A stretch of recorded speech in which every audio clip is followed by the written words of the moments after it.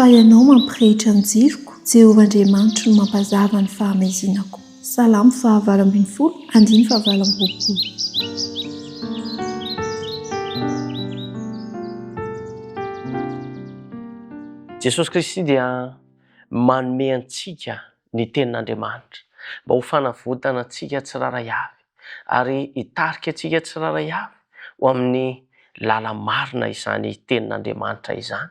Ary ny tenin'Andriamanitra koa dia hoe manolo-tsaina antsika amin'ny fiainantsika ary mampianatra antsika ho amin'ny lalana tsara ka hahatonga antsika mba hahatsiaro hoe manana mpanafitra, manana Andriamanitra lehibe, anana fiadanana eo amin'ny fiainantsika.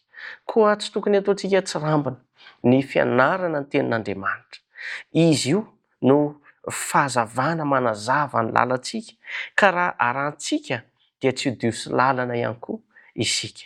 Rehefa ampidirina amin'ny fiainana ny tenin'Andriamanitra dia manova ny fitondrantena. Ny teny lasa miova ihany koa ny teny izay lazaina. Ny toetra miova ihany koa ny toetra ary mitarika amintsika tsiraray avy ho amin'ny fiainana madio sy feno fitiavana. Tsy azo iankinana ry raha lasaina-bavy malala ny hevitr'olombelona.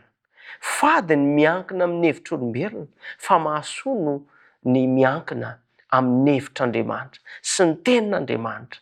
Zara aza misy ny tenin'Andriamanitra iankina antsika, manitsy antsika, mitari-dalana antsika, fa ny tenin'Andriamanitra ihany no antoka lehibe azo hitokisana, hitarika antsika ihany koa ho amin'ny fiainana mandrakizay, ho amin'ny famonjena. Izay manao azy ho mpitari-dalana dia mandeha amin'ny lalana mazava sy azo antoka izany olona izany. Izao sy ianao izany. Ny Baiboly dia feon'Andriamanitra mihitsy izy io, ka rehefa mandinika azy isika, tsy manao tsirambina fandiniana azy isika, dia toy ny miaino an'Andriamanitra, miresaka amintsika mihitsy, ka tokony hanetri-tena sy hazoto handalina izany isika.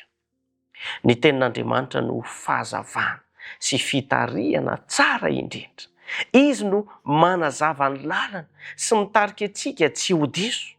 Ataovy mpanolo-tsaina ny teniny amin'ny fiainana. Tsy vakiana fotsiny izany, tsy ajanona ho fahalalana fotsiny izany, fa ampiharina amin'ny fiainana sy ny fitondrantena mihitsy izany teny izany. Dia ho tonga fitahiana sy fahasoavana ho anao.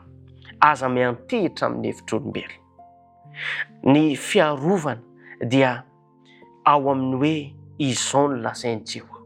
Izao ny tenin'Andriamanitra. Izao no lazain'ny Baiboly. Izany no fiarovana azo antoka tsara indrindra ho antsika tsiraray avy. Ny Baiboly dia feon'Andriamanitra. Rehefa mamaky azy isika dia Andriamanitra mihitsy no miresaka amintsika. Izy mihitsy no miteny amintsika, ka ilaina ny mandalina izany amin'ny fahasotoana tanteraka.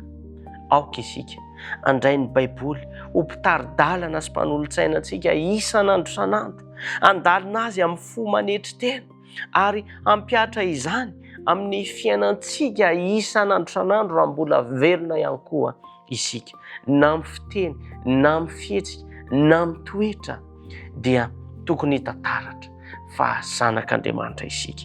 Amin'izay dia handeha amin'ny lalana mazava isika, ka tsy ho very fa ho tonga amin'ny fiainana mandrakizay. Ho tanteraka amintsika ny izany tenin'Andriamanitra izany. Andeha hivavaka isika. Misaotra anao izay ry Andriamanitra, ny amin'ny maraina vaovao izay nomenao anay. Misaotra satria tsapanay fa tsara ianao, miaraka aminay, mampahery anay, mitantana anay, ary misaotra noho ny amin'ny teny izay nomenao anay, fa zava-dehibe ny fifandraisana aminao amin'ny alalan'ny teninao. Engany azoto mandrakariva izay, hamaky ny teninao ary hiaina izany teny izany, satria izany no ho tombotsoan'ny fiainanay, hitarika anay ho amin'ny fahasoavana sy ny fahatsarana rehetra. Meteza ianao, ombanay tsiraray avy. Amin'ny anaran'i Jesosy Kristy.